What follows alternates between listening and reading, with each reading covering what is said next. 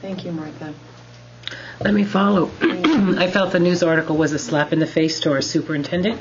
It was a slap in the face to every single member here, colleague on the school committee, and it was not necessary.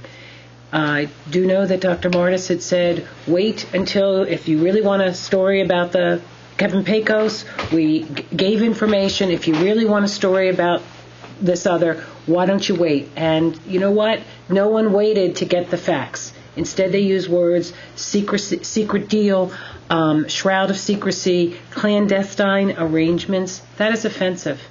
We all work too hard. But you know what? We're elected public officials. What really bothers me is that everything is done. We have done everything in the best interest of the students here, and that was to retain Dr. Martes.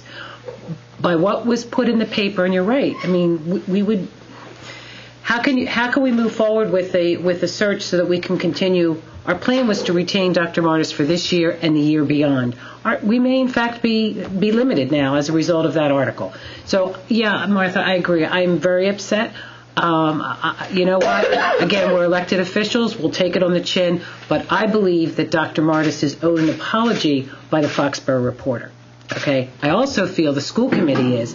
We may or may not ever get it, but I believe Dr. Martes was embarrassed and shamefully so with all of these. None of these were. It was not truth. It was innuendo and inflammatory language that made it look as if Dr. Martes or this school committee did something wrong. Shame on the reporter, who usually does a wonderful job supporting the schools. Why would you want to take down the schools after having had a track record of always showcasing the schools? Again, Martha, I agree. This is very serious. We are now handicapped in our efforts to retain Dr. Martes.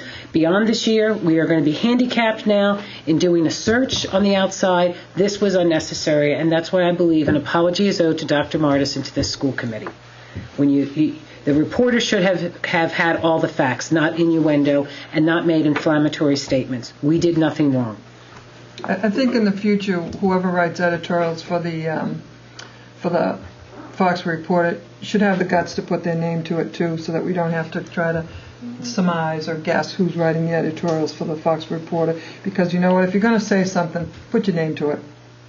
We expect it on a blog now, so I expect it from the reporter. I want to know who's writing your editorials, so I know who to call up and who to harangue or harass at that point, and see how you like it.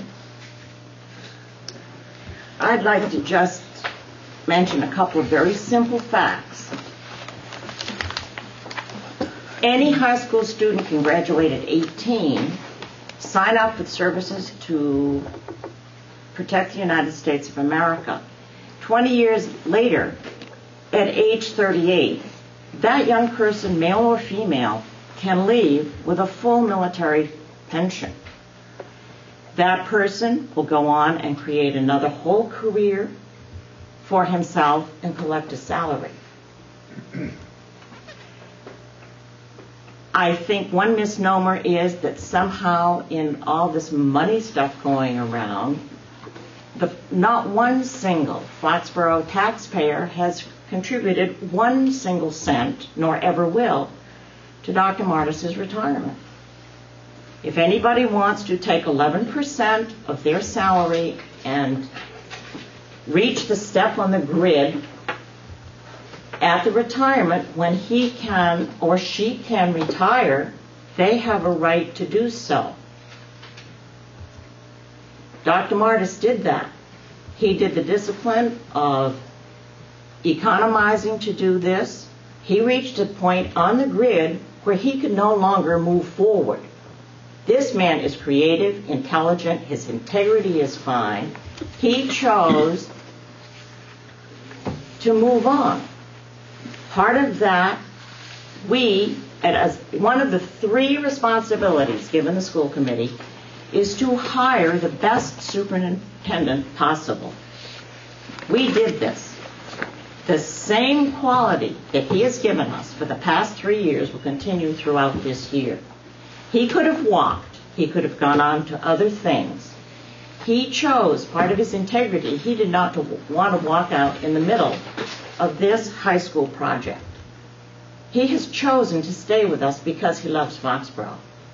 The quality which he will give us for the rest of the year is going to continue to be, or even better, than the quality that he has given us the past 3 years. And I am very saddened that when requested, the Foxboro Reporter did not extend to us the courtesy of presenting his retirement and his consulting position in a positive manner.